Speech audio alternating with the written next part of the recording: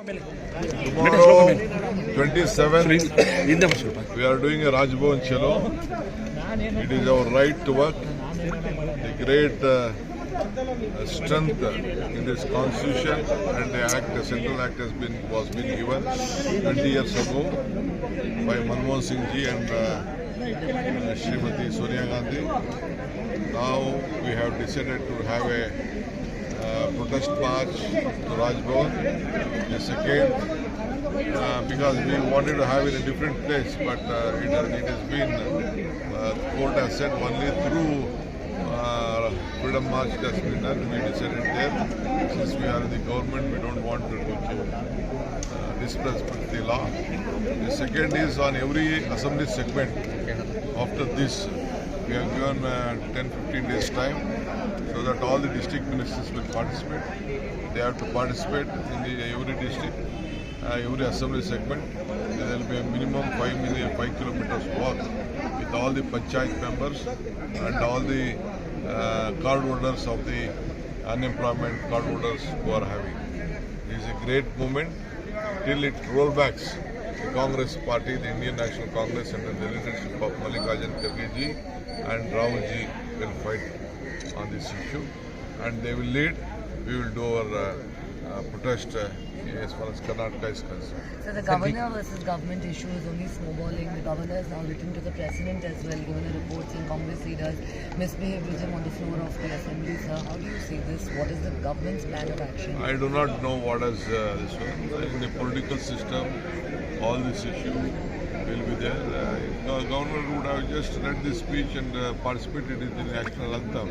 If he was not interested to speak about Narega, he would have left that and the other party would have just spoken. There was a lot of options. There were a lot of precedents which has taken place on such type of issue.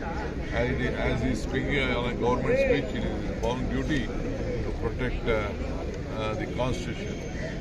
So this is not only in Karnataka, in so many other states also, such incidents has happened. Sir, D.K. Suresh posted that patients should not be mistaken for epileptic. I will not comment on this. Mobile ಹಿಂದೆ ಇಟ್ಕೊಂಡು zoom ಮಾಡ್ಕೊಂಡು ಮುಂದೆ ತಗೊಂಡು ಕರ್ನಾಟಕ ರಾಜ್ಯದ ಎಲ್ಲ ಜನತೆಗೆ 21ನೇ ವರ್ಷದ ಗಣರಾಜ್ಯೋತ್ಸವ ಸಂದರ್ಭದಲ್ಲಿ ಸರ್ಕಾರದ ವತಿಯಿಂದ ಮತ್ತು ಪಕ್ಷದ ವತಿಯಿಂದ ಶುಭಾಶಯವನ್ನು ಅರ್ಪಿಸಲಿಕ್ಕೆ ಸಂವಿಧಾನವನ್ನು ಉಳಿಸಲಿಕ್ಕೆ ಈಗಾಗಲೇ ಮಕ್ಕಳಿಗೆ ಮತ್ತು ಎಲ್ಲ ಕಚೇರಿಗಳಲ್ಲೂ ಕೂಡ ಸಂವಿಧಾನದ ಆಶಯಗಳನ್ನು ಈಗಾಗಲೇ ನಾವು ಎತ್ತಿಡಿದು ಹೊಸ ಪೀಳಿಗೆ ಕೂಡ ಈ ಸಂವಿಧಾನವನ್ನು ಅರಿವು ಮಾಡುವಂಥ ಕೆಲಸ ನಮ್ಮ ಸರ್ಕಾರ ಬಂದಾಗಿದ್ದ ನಾವು ಬಂದಿದ್ದೇವೆ. ಇವತ್ತು ಕೂಡ ಪ್ರತಿ ಹಂತದಲ್ಲೂ ಕೂಡ ಇದರ ರಕ್ಷಣೆಗೆ ನಮ್ಮ ಪಕ್ಷ ಮತ್ತು ಸರ್ಕಾರ ಬದ್ಧವಾಗಿದೆ. ನಾಳೆ ಬೆಳಗ್ಗೆ ಸಂವಿಧಾನ ಹಕ್ಕನ್ನೇ ಪಡೆದಂಥ ಉದ್ಯೋಗ ಖಾತ್ರಿ ಯೋಜನೆ ತೊಂದರೆ ಆಗಿರೋದು ನಮಗೆಲ್ಲ ಆಶ್ಚರ್ಯ ಉಂಟು ಮಾಡಿದೆ. ರಾಷ್ಟ್ರಪಿತ ಮಹಾತ್ಮ ಗಾಂಧೀಜಿಯವರ ಹೆಸರಿನಲ್ಲಿ ಉದ್ಯೋಗ ಖಾತ್ರಿ ಯೋಜನೆಯನ್ನು ಏನು ಹೊಸ ರೂಪುಗೊಂಡು ನಮ್ಮ ಗ್ರಾಮೀಣ ಜನರ ಬದುಕನ್ನು ಉದ್ಯೋಗದ ಹಕ್ಕನ್ನು ನಮಗೆ ದೊರಕಿತ್ತು. ಅದು ಮೊಟಕಾಗಿರೋದ್ರಿಂದ ನಾವು ಈ ದೇಶದ ಉದ್ದಗಲೂ ಕೂಡ ಈ ಹೋರಾಟವನ್ನು ನಾವು ನಾಳೆ ಬೆಳಗ್ಗೆ ರಾಜ್ಭವನ್ಗೆ ಚಲೋ ಕಾರ್ಯಕ್ರಮವನ್ನು ಇವತ್ತು ಹಮ್ಮಿಕೊಂಡಿದ್ದೇವೆ. ಇದಾದ ಮೇಲೆ ಪ್ರತಿ ತಾಲೂಕಿನಲ್ಲೂ ಕೂಡ ಕನಿಷ್ಠ 5 ಕಿಲೋಮೀಟರ್ ಪಾದಯಾತ್ರೆ ಕೂಡ ಹಮ್ಮಿಕೊಂಡು ಪ್ರತಿ ಪಂಚಾಯಿತಿಯಲ್ಲೂ ಕೂಡ ಈ ಒಂದು ಹೋರಾಟವನ್ನು ಹಮ್ಮಿಕೊಳ್ಳಿಕ್ಕೆ ಈಗಾಗಲೇ ನಾವು ಮಾರ್ಗದರ್ಶನವನ್ನು ನಮ್ಮೆಲ್ಲ ಪ್ರಜಾಪ್ರತಿನಿಧಿಗಳಿಗೆ, ಪಂಚಾಯತ್ ಸದಸ್ಯರಿಗೆ ಮತ್ತು ಮುಖಂಡರುಗಳಿಗೆ ನೀಡಿದ್ದೇವೆ. ಸುಮಾರು 6,000 ಕೋಟಿ ರೂಪಾಯಿ ಪ್ರತಿ ವರ್ಷಕ್ಕೂ ಕೂಡ ಈ ನರೇಗಾದಲ್ಲಿ ನಮ್ಮ ಗ್ರಾಮೀಣ ಪ್ರದೇಶದ ಅಭಿವೃದ್ಧಿಗೆ ಬಳಸಲಾಗಿತ್ತು. ಉದ್ಯೋಗ ಸಿಗ್ತಾ ಇತ್ತು. ಇದಕ್ಕೆಲ್ಲ ಕೂಡ ಮಾರಕವಾದಂಥ ಹೊಸ ಯೋಜನೆಯನ್ನು ತಂದಿರೋದ್ರಿಂದ ಈಗ ನಾವು ವಿಧಾನಸೌಧದಲ್ಲೂ ಕೂಡ ನಾವು ಇದನ್ನು ಪ್ರತಿಭಟನೆ ಮಾಡುವಂಥ ಕೆಲಸವನ್ನು ಮತ್ತು ನಮ್ಮ ನಿರ್ಣಯವನ್ನು ಮಾಡುವಂಥ ಕಾರ್ಯಕ್ರಮಕ್ಕೆ ಈಗಾಗಲೇ ನಾವು ಸಜ್ಜಾಗಿದ್ದೀವಿ. ಖಂಡನ ನಿರ್ಣಯ ಮಾಡ್ತೀರಾ ಹೇಗೆ ಸರ್ ವಿಧಾನಸೌಧದಲ್ಲಿ? ನಾವು ರೆಸಲ್ಯೂಷನ್ ಮಾಡ್ತೀವಿ, ಇದ್ರ ಬಗ್ಗೆ ಚರ್ಚೆ ಮಾಡ್ತೀವಿ, ರೆಸಲ್ಯೂಷನ್ ಮಾಡ್ತೀವಿ, ಇದನ್ನು ವಾಪಸ್ ತೆಗೆದುಕೊಳ್ಬೇಕು ಅಂತ ಹೇಳ್ತೀವಿ.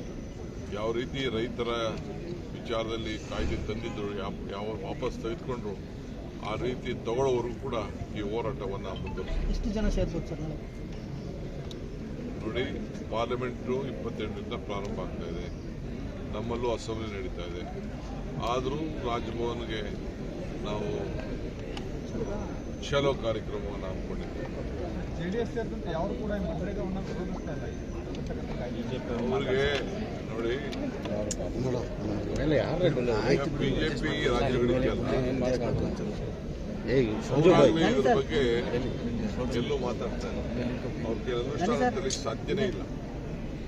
ನಾನೊಬ್ಬ ಗ್ರಾಮೀಣ ಪ್ರದೇಶದ ಒಬ್ಬ ಶಾಸಕನಾಗಿದ್ಕೊಂಡು ನಾನು ಹೇಳ್ತಾ ಇದ್ದೇನೆ, ಇದು ಸಾಧ್ಯ ಇಲ್ಲ. ಯಾವ ಸರ್ಕಾರ ಕೂಡ ಸರ್ಕಾರಗಳನ್ನ ಕೇಳದೆ ಈ ತೀರ್ಮಾನವನ್ನು ಮಾಡಿದ್ದಾರೆ. ಇದಕ್ಕೆ ಯಾರು ಒದಗಿಸ್ಕೊಡೋರು? ಈಗ ಬಜೆಟಲ್ಲಿ ಒದಗಿಸ್ಕೊಡ್ಲಿ ಅವರು. ನಮ್ಮ ಯಾವ ಸರ್ಕಾರ ಕೂಡ ಇದನ್ನು ಒದಗಿಸ್ಕೊಳ್ಳಿಕ್ಕೆ, ಏಕೆಂದರೆ ಹಕ್ಕಿತ್ತು 90% ನೇರವಾಗಿ ಯಾರಿಗಾರು ಉದ್ಯೋಗ ಬೇಕು ಅಂತ ಅಂದರೆ ಉದ್ಯೋಗದ ಕಾರ್ಡನ್ನು ಯಾರು ಇಟ್ಕೊಂಡಿದ್ರು ಅವ್ರಿಗೆಲ್ಲರೂ ಕೂಡ ಕೊಡಬೇಕಾಗಿತ್ತು. ಕೆಲವು ನಾಯಕರುಗಳು ಚರ್ಚೆಗೆ ಬರ್ತೀವಿ ಅಂತ ಹೇಳಿದ್ದಾರೆ, ಬರ್ರಿ, ಅಸೆಂಬ್ಲಿಲೇ ನಾವು ಅದಕ್ಕೆಲ್ಲ ಚರ್ಚೆಗೆ ಉತ್ತರವನ್ನು ಕೊಡಲಿಕ್ಕೆ ನಾವು ಸಿದ್ಧವಾಗಿದ್ದೀವಿ. 2028ಕ್ಕೆ ಮುಖ್ಯಮಂತ್ರಿ ಆಗ್ತೀನಿ ಅಂತ ಕುಮಾರಸ್ವಾಮಿ ಅವರು ಹೇಳ್ತಿದ್ದಾರೆ. ನೋಡಪ್ಪ, ಈ ಒಳ್ಳೆ ದಿನ ಯಾಕೆ ಅಂತ ಒಂದು ಅಶುಭವಾದ ಮಾತನ್ನ ತಂದೆಗೋಸ್ಕರ ಆಗ್ತಾ ಇದ್ದೆ ನಾನು ಅಂತ ಸರ್. ತಂದೆಗೋಸ್ಕರ ನಾನು ಮುಖ್ಯಮಂತ್ರಿ ತಂದೆಗೋಸ್ಕರ. ನೋಡಪ್ಪ, ನಾವೆಲ್ಲ ಸರ್ವಿಸ್ ಮಾಡ್ತಾ ಇರೋದು ನಾಡಿನ ಜನತೆಗೋಸ್ಕರ, ಕುಟುಂಬಕ್ಕಲ್ಲ. ಕುಟುಂಬದ ಕೆಲವು ಅನೇಕ ಅವರ ಆಶಯ ಭಾವನೆಗಳು ಮೊದಲಿರೋ ಬಗ್ಗೆ ಅವರು ಮಾತಾಡ್ಕೊಳ್ಳಿದ್ರು. ನಾವು ದೇಶದ ಜನತೆಗೆ ನಾವು ರಾಜಕಾರಣ ಮಾಡ್ತಾ ಇದ್ದೀವಿ, ಕುಟುಂಬಕ್ಕೆ ನಾವು ರಾಜಕಾರಣ. ಲಕ್ಷಾಂತರ ಜನರನ್ನ ಸೇರಿಸಿ ಸಮಾವೇಶದಲ್ಲಿ ಕಾಂಗ್ರೆಸ್ ಪಕ್ಷವನ್ನು ಇಡೀ ಸಮಾವೇಶದುದ್ದಕ್ಕೂ ನಿಮ್ಮನ್ನೇ ಟಾರ್ಗೆಟ್ ಮಾಡಿದ್ರು ಸರ್. ನಮ್ಮನ್ನ ನೆನೆಸ್ಕೊಳ್ಳಿಲ್ಲ ಅಂದ್ರೆ ಅವ್ರಿಗೆ ಶಕ್ತಿ ಬರೋದಿಲ್ಲ, ಜೀವ ಬರೋದಿಲ್ಲ, ಧೈರ್ಯ ಬರೋದಿಲ್ಲ. ಅದಕ್ಕೆ ನಾವು ನೆನೆಸ್ಕೊಳ್ತಾರೆ. ಮನೆಗೆ ನುಗ್ಗಿ ಪೊಲೀಸರ ಮುಖಾಂತರ ಅರೆಸ್ಟ್ ಮಾಡಿಸಿ ದೇವೇಗೌಡರು ಹೇಳಿದ್ರು. ಈ ದೇಶದಲ್ಲಿ ಏನೇನು ಕಾನೂನು ಇದೆ, ಕಾನೂನು ಎಲ್ಲರಿಗೂ ಕೂಡ ಒಂದೇ. ಅವ್ರಿಗೆ ಯಾರಿಗೆ ಏನ್ ಕಾನೂನು ಮಾಡಬೇಕು ಅಂತ ನೀವು ಅದಕ್ಕೆ ಉತ್ತರ ಕೊಡ್ಬೇಕು. ಸರ್, ನಿಮ್ಮ ಡಿ ಕೆ ಸುರೇಶ್ ಅವರು ಸರ್ ತಾಳ್ಮೆ ಅನ್ನೋದು ಅಸಹ್ಯ. ಹೆಚ್ಚಿನ ವಿಡಿಯೋಗಳಿಗೆ ಪ್ರತಿಧ್ವನಿ ಯೂಟ್ಯೂಬ್ ಚಾನೆಲ್ ಸಬ್ಸ್ಕ್ರೈಬ್ ಮಾಡಿ, ಬೆಲ್ ಐಕಾನ್ ಕ್ಲಿಕ್ ಮಾಡಿ.